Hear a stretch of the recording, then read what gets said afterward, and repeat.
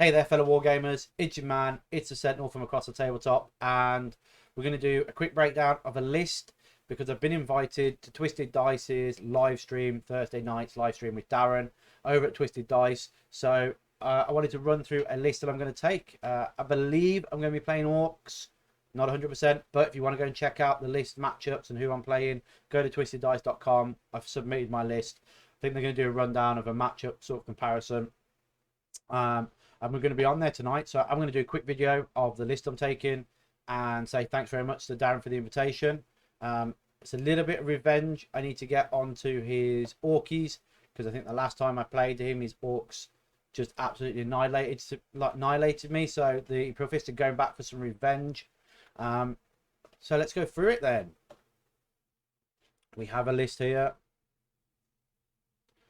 We have, oh yeah, let's go to the first page. It's a Arks of Omen, so we're going to play Arks of Omen. It's going to be amazing. You've seen some of the live streams up there with, you know, the White Scars using, so Dave last week used White Scars with Gilliman, and then the Iron Hands have been dominating the meta at the moment, and they've been dominating the live stream over there. So tonight we're going to hopefully have the Imperial Fist, and then maybe in a couple of weeks, you never know, there might be a clash of Imperial Fist versus Iron Hands.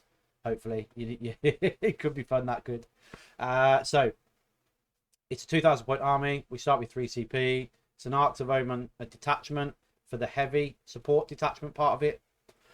We've got the no force organization slot, which is the Servitors.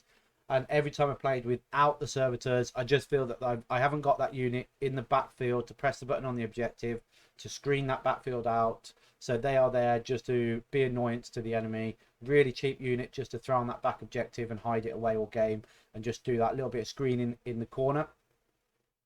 Leading the army is going to be my Primaris Techmarine. He's got Hand of Dorn as a Warlord trait, spend an extra CP, so it's 2 CP on him. And then the extra CP is for the Rites of War. I might be changing that thanks to a comment from a subscriber, which is to do with the Warden Warlord trait, one of the Techmarine Warlord Warden, which basically gives a Dreadnought +1 strength and +1 attack. The strength won't make a difference, but the +1 attack will. So that'll be huge. Then Tor Garadon, because that means the Leviathan essentially will have 6 attacks on the charge, or just 5 base when someone consolidates in. Just means it's more efficient at killing. Tor Garadon, beat stick that he is with his big power fist, kicking Terminators down to the ground now. Huge in the sense of that flat 3 AP3. It is a bit upsetting that he has a -1 to hit, so he's not hitting on 2s, he's hitting on 3s. Please, GW, just let him ignore it. All the other characters with those sort of weapons, just ignore their special power fists. Then we've got troop choice. We've got the Incursors down here with the Haywire mine. Now they have changed from the Infiltrators, and yes, I am worried about the matchup against GSC and that deep striking element that the Infiltrators bring. They may be swapped for the Infiltrators later on, depending on how these goes. I've got to find 10 points from somewhere, and I think it might be the Leviathan's Hunter Killer Missiles, if anywhere. We'll see if that's the case, but hopefully not.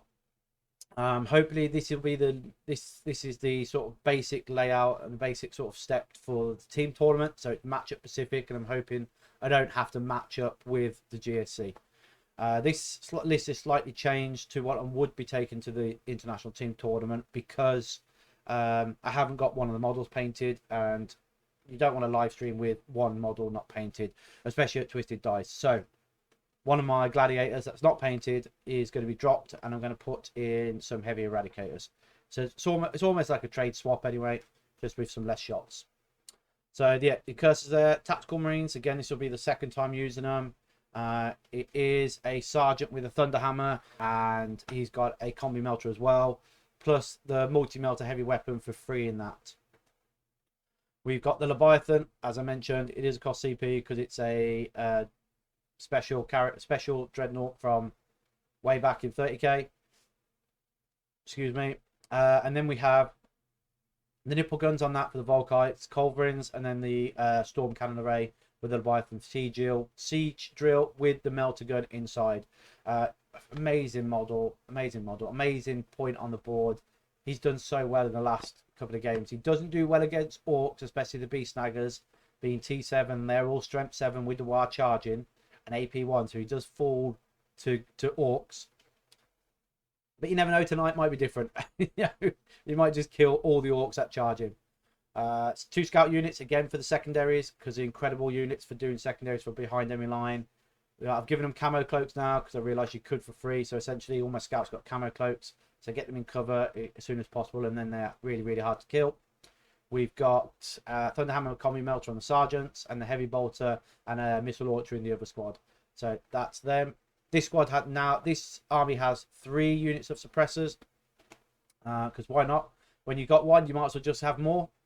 I found that the issue I had was when I was taking behind my lines, I wanted two scout units and 2 suppressor units, which then would allow for 1 scout, 1 suppressor unit to come in and then do the following turn on turn 3. And if the scouts and suppressor survived turn 3 essentially from the enemy, I could put the suppressor somewhere else to do some attacks and then move into that later on. I always lack in that 1 unit on the board to start to push forward. So and I was using an attack bike or a land speeder, but they just didn't kill anything.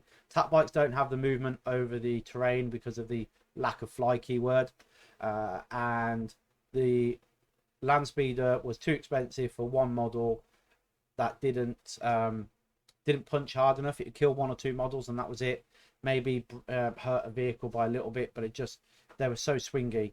So the suppressors that I'm not as swingy, so I can reliably say that the unit's going to hit 3 to 4 times and then do 3 to 4 wounds depending on the toughness. And if it's against a vehicle, maybe 2 wounds, but any of those going through is 3.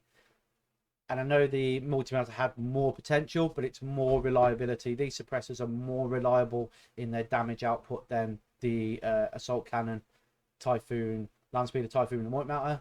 And then the attack bikes are just, again, the suppressors are more reliable in their efficiency to deliver on 3 or 4 hits, 2 or 3 wounds, make the armor saves or fail them, and then either dead marines or wounded on vehicles and things like that. So reliability over potential, that's what I've gone with the suppressors. They're more reliable with less flip.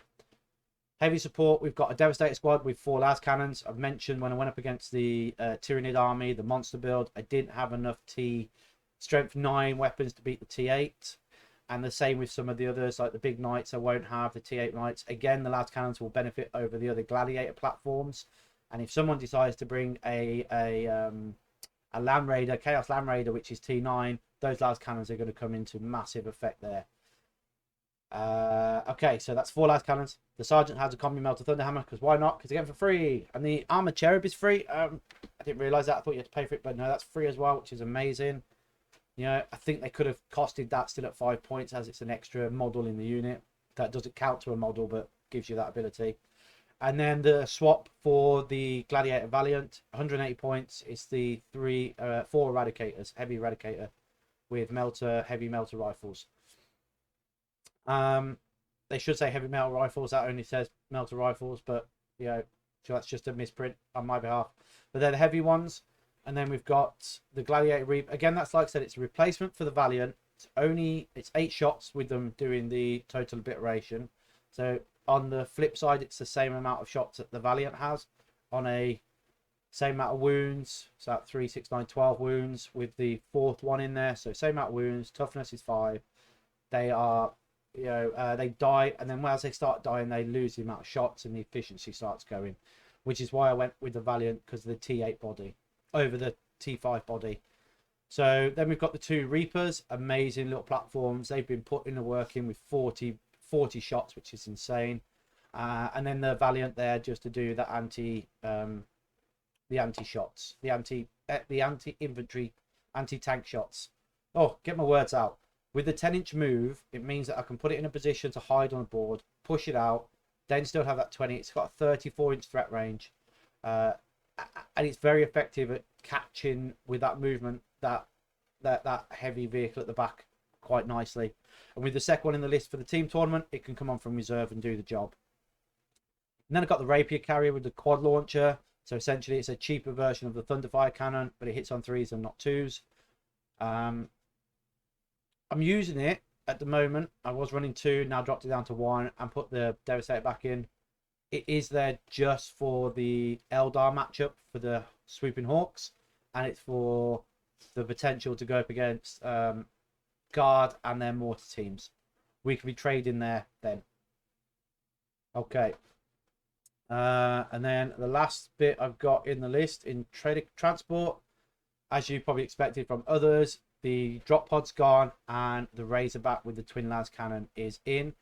Because this army doesn't have the 100 killer missiles because of the 4 eradicators, essentially from the Leviathan, that is the 300 killer missiles from the Leviathan. I have 5 points left over, so I added the 100 killer missile to the Razorback.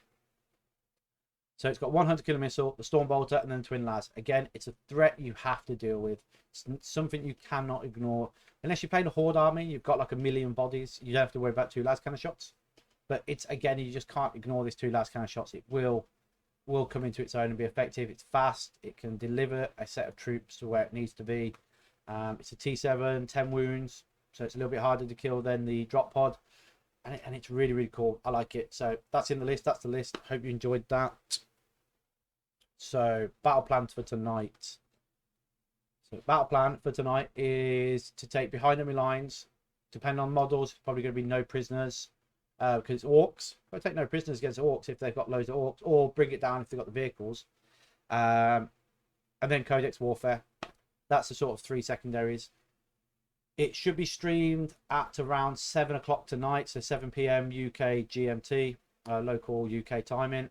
It will be on the YouTube.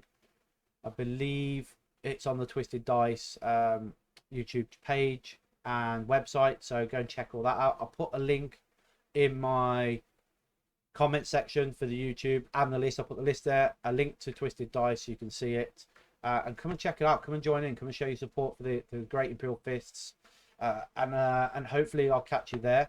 One other thing, I've been training on the tabletop simulator, so I want to try and get onto onto Tactical Tortoise's pods and start using the Imperial Fist there and showing them off onto some of the streams that he's doing in the TS5 circuits and the TS6 circuits.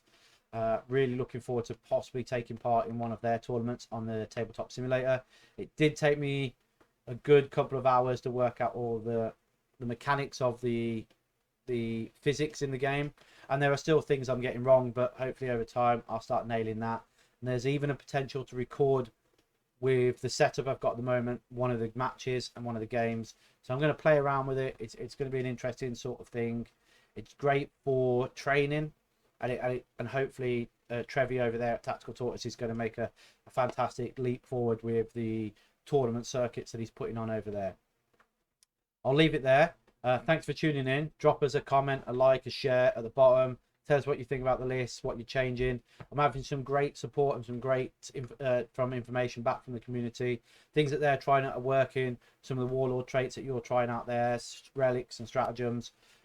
Best units would be awesome. So what you're finding the greatest unit you're using at the moment is, I'd love to go back to just running some normal intercessors with bolters, because I really like that, and the stratagems that they can have with the extra exploding, you know, the bolter discipline, the shooting into combat with pistols. I love all those.